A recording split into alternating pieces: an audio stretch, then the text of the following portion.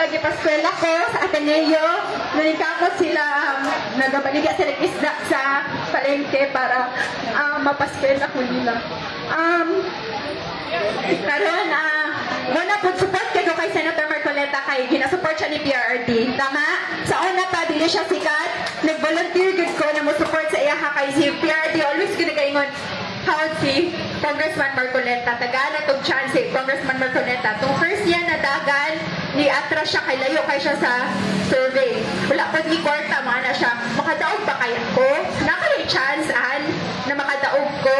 Anak ko, salig lang ta. Kung salig lang ta kay madaog, lagi yun ka. Karon, niabot sa panahon na 2025 panahon, lagi niya kay karon Senator Dante Marcoleta na yun siya. O, bakitaan man ninyo no, na dili sa magmahay kay siya gyud ang isa sa nag-spearhead o siya chairman sa Blue Ribbon Committee na nakita niya wala siya pakialam kung wala siya mga maigo na mga bilyonaryo kaysa man dira ang importante sa iya ang para sa ato ang tanan. O sa una magutong nag-Ateneo ko, muna nag-support ko kay Senator, ako lang i-share sa inyo para makasabot mo.